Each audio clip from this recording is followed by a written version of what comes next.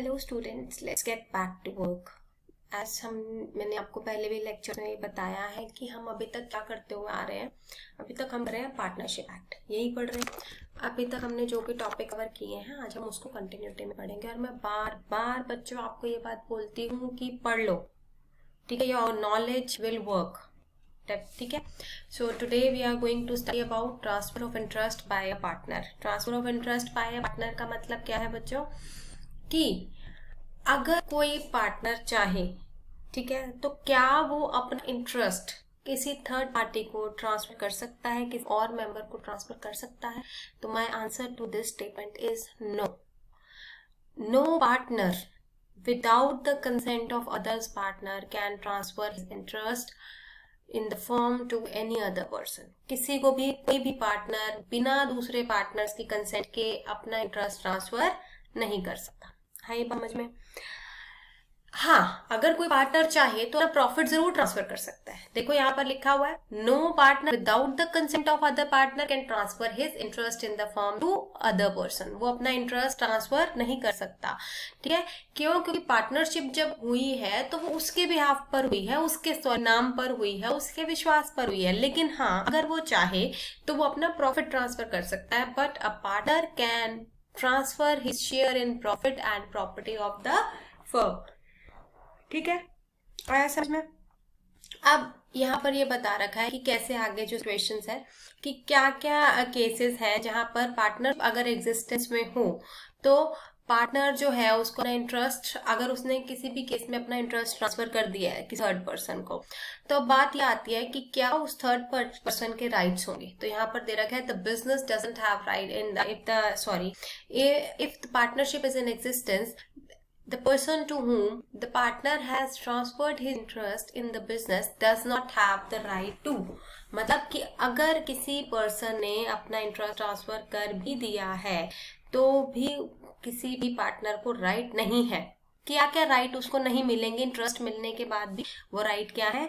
Create a hindrance in the normal conduct of the business. ठीक है, उसको interest मैंने बोल दिया कि मेरी जगह पे ये पार्टनर है, लेकिन ऐसे थोड़ी कि वो पार्टनर बन जाएगा, वो पार्टनर नहीं बन सकता, ठीक है। लेकिन चलो ठीक है, फॉर द टाइमिंग वो मेरे भी हाफ पर एक्ट कर रहा है, ओके फाइन। लेकिन तब उस केस में भी he doesn't have a right to participate in the normal conduct of the business. वो हिंड्रेंस, ऑब्स्टेकल, कोई भी बाधा उत्पन्न नॉर्मल बिजनेस में नहीं कर सकता। Neither he can examine the books of accounts, demand to examine the books of accounts of the firm. वो लेखा जोखा की जो भी पुस्तकें होती हैं उसको एग्जामिन, उनका निरीक्षण नहीं कर सकता। Ask other person for an account, किसी भी पर्सन से अकाउंट की, दूसरे पार्टनर से अकाउंट की डिमांड नहीं कर सकता। Ask the other person to pay their share of loan which he has repaid without the consent of other partners. अब उसने क्या किया कि बिना दूसरों से कंसेंट लिए, बिना दूसरों को बताए अपना एक ट्रांसफर कर दिया लोन का पैसा फर्म का, और अब वो दूसरों से मांग रहा है, तो वो उसको इस केस में भी नहीं मिलेगा। क्लियर है बच्चों? नेक्स्ट देखो, minor as a partner, the next topic that we are going continue, ठीक है। माइनर एज अ पार्टनर, हम अभी तक पार्टनरशिप में यही चीज पढ़ते आए हैं कि माइनर जो है उसको हम बिजनेस में एडमिट एज अ पार्टनर नहीं कर सकते, यही पढ़ा है, ठीक है। तो दूसरा, मैंने आपको जब ये चैप्टर शुरू करवाया था मैंने आपको तब भी बताया था, पार्टनरशिप में जो राइट्स अप्लाई होते हैं, जो रूल्स अप्लाई होते हैं, वो कुछ कॉन्ट्रैक्ट एक्ट के भी होते हैं, क्योंकि पार्टनरशिप एक्ट जो है ना वो बहुत बाद में आया था, ठीक है। लेकिन उससे पहले कॉन्ट्रैक्ट एक्ट ही चलता था। अब बात ये आती है कि इंडियन पार्टनरशिप एक्ट है वो किसको फॉलो करता है? इंडियन कॉन्ट्रैक्ट एक्ट को फॉलो करता है। कॉन्ट्रैक्ट एक्ट क्या कहता है कि कोई भी पर्सन कंपीटेंट है तो वो कॉन्ट्रैक्ट में एंटर करेगा। वो कंपीटेंट कौन है? देखो यहाँ पर लिखे, ही इज अ मेजर, यदि वह वयस्क है, and if he is of sound mind, अगर उसका दिमाग ठीक है। He is not declared इनकम्पीटेंट under any law in force, किसी भी लॉ ने उसको इनकम्पीटेंट डिक्लेयर किया हुआ नहीं है, तो ही कोई पर्सन जो है वो कॉन्ट्रैक्ट में एंटर कर सकता है और तभी वो पार्टनर बन सकता है। तो कोई भी माइनर है वो पार्टनर बिजनेस में नहीं बन सकता, ठीक है, क्योंकि एक माइनर जो है करेक्ट करने के लिए कंपीटेंट नहीं है, इसीलिए एक माइनर जो है वो पार्टनर नहीं बन सकता। Minor can not be a partner, ठीक है। बात आती है position of a minor. Minor की पोजीशन एक इंडियन पार्टनरशिप एक्ट में सेक्शन 30 में बताया हुआ है। तो सेक्शन 30 में इंडियन पार्टनरशिप एक्ट में माइनर की क्या पोजीशन हो सकती है? ठीक है, तो इसमें बता रखा है a person who is by provision of the law in the force a minor cannot become a partner in the firm। बार बार एक चीज बता रही हूँ कि एक माइनर एक फर्म में पार्टनर नहीं बन सकता, ठीक है। हाँ, वो चाहे तो फर्म में प्रॉफिट्स शेयर कर सकता है with that of the consent of other partners, लेकिन वो पार्टनर नहीं बन सकता। देखो यहाँ पर फिर से लिखा हुआ है a person who is by provision of the law in the force minor can not become a partner in the firm but he can with the consent of other partners be entitled to share in the profits of the firm of the part of a partnership concern। कि वो profits तो share कर सकता है with that of consent of other partners, लेकिन वो partnership में partner नहीं बन सकता। आई बात समझ? आगे देखो यहाँ पर कह रखा है the provision in the act is based on the law that a minor can not be a promisor but he can be a promisee. ठीक है, अब ये सारी टर्म आप पढ़ चुके हो कि वो प्रोमिसर नहीं हो सकता, he can be a promise. ये सारी टर्म्स मैंने जब आपको लास्ट सेमेस्टर में बिजनेस लॉ शुरू करवाया था तब बताई थी, ठीक है। तो the position of a minor as a partner can be discussed in the following two headings. क्या दो हेडिंग्स है वो? When he is a minor और when he becomes a major. एक माइनर है, ठीक है, एज अ पार्टनर उसकी क्या पोजीशन है, ठीक है, जब वो माइनर है और इन द पार्टनरशिप में है वो साथ साथ वो मेजोरिटी अटेन करता है तब उसकी क्या क्या कंडीशन रहेंगी वो अब हम पढ़ेंगे, ठीक है। तो इसमें सबसे पहले बच्चों see position of a minor before attaining majority. Majority attain करने से पहले उसकी क्या पोजीशन रहेगी, तो इसमें ये बता रखा है। ये पॉइंट्स मैं ऑलरेडी डिस्कस कर चुकी हूँ कि कोई भी माइनर जो है वो बिजनेस में पार्टनर नहीं बन सकता, लेकिन हाँ बाकी सब पार्टनर्स की अगर उसके पास कंसेंट हो तो वो प्रॉफिट्स में शेयर ले सकता है, लॉस नहीं, लॉसेस में उसका नहीं होगा, ठीक है। प्रॉफिट में शेयर भी कब ले सकता है कि जब सभी पार्टनर्स की कंसेंट हो। किसी एक पार्टनर की भी अगर कंसेंट नहीं है तो उसको प्रॉफिट में शेयर नहीं मिलेगा। Second, minor has the right to have share in the profit और property of the firm। आई समझ? not only share in profits, he can have share in the property as well, ठीक है। तीसरा point, जब एक माइनर अपने आप को उस फर्म से डिसएसोसिएट करता है, एक अलग करेगा। पहले तो वो बोल दिया कि हाँ भाई वो माइनर है, वो पार्टनर है, पार्टनर तो एग्जैक्ट नहीं हो सकता, तो उसको फर्म में प्रॉफिट्स मिलेंगे, प्रॉफिट्स या प्रॉपर्टी में उसको शेयर मिलेगा, लेकिन बात सिर्फ इतनी सी आती है कि जब वो अपने आप को अलग करना चाहेगा तो जब वो अलग होगा तो क्या उसके पास ये राइट्स है कि वो बाकी पार्टनर्स को अपने शेयर के लिए स्यू कर सकता है, उनके ऊपर कोर्ट केस कर सकता है? तो my answer to this statement is yes, he can. कैसे? देखो यहाँ पर लिखा he has the right to sue the partners to get his share of profit. Obviously जब हम कह रहे हैं कि उसको प्रॉफिट में शेयर मिल सकता है, तो जब उसको प्रॉफिट में शेयर मिल सकता है तो ऑब्वियसली जब उसका हक है तो उसके लिए वो केस भी कर सकता है। फोर्थ पॉइंट देखो बच्चों, a minor has the right to receive only such part of the share as has been decided to be given to him। सिर्फ उसी पार्ट को ऊपर उसका राइट है जो डिसाइड हुआ है, अपनी मर्जी से वो जब भी चाहे वो अपना शेयर कम या बढ़वा नहीं सकता।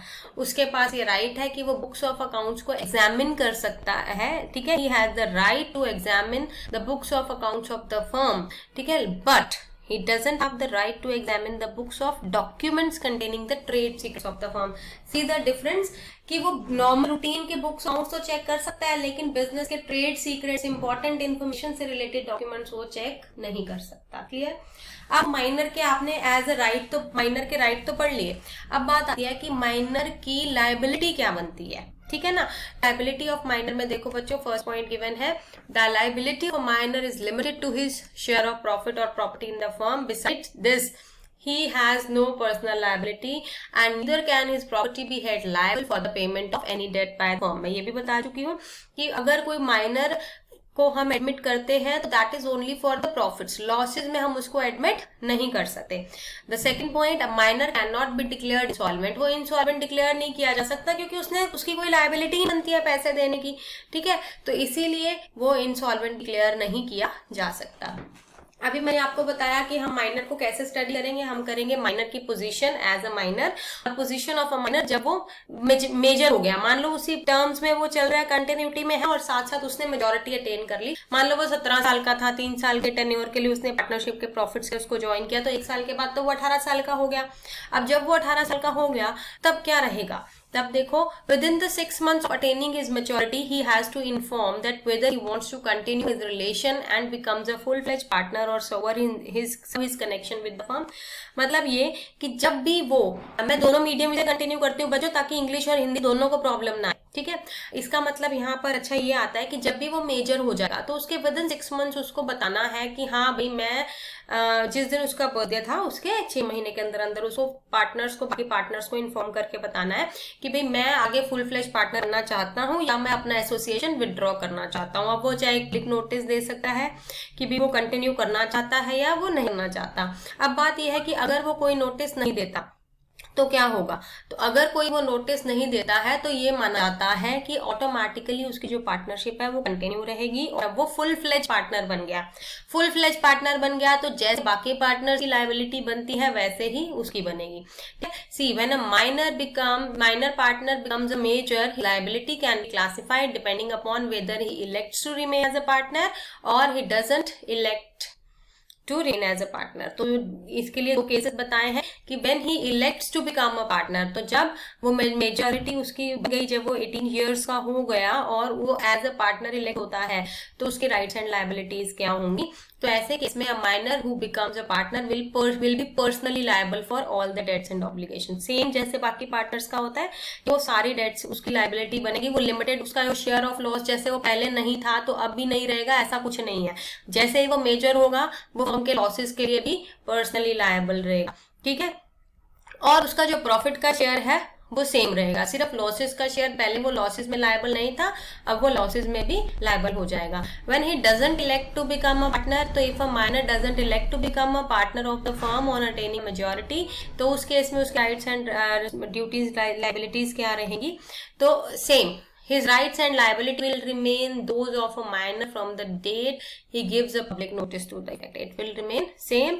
His share in the profit will not be liable for those acts that have been done by the firm, ठीक है, after this date of notice. अब वो बनना नहीं चाह रहा तो जिस दिन उसने नोटिस दे दिया कि हाँ भाई मैंने पार्टनर नहीं रहना, तो जिस दिन उसने नोटिस दे दिया कि उसने पार्टनर नहीं रहना तो क्या उसको प्रॉफिट्स में हिस्सा मिलेगा, नहीं मिलेगा, ठीक। लेकिन हाँ अगर कोई पुरानी प्रॉपर्टी या उसमें उसका कोई भी शेयर बनता है उसके लिए वो क्लेम कर सकता है। Clear. The next topic is admission of a partner and that is the new topic. Admission, retirement, death वाले जो पोर्शन है that we will cover in the next lecture. Take care, stay home, stay safe, all the best.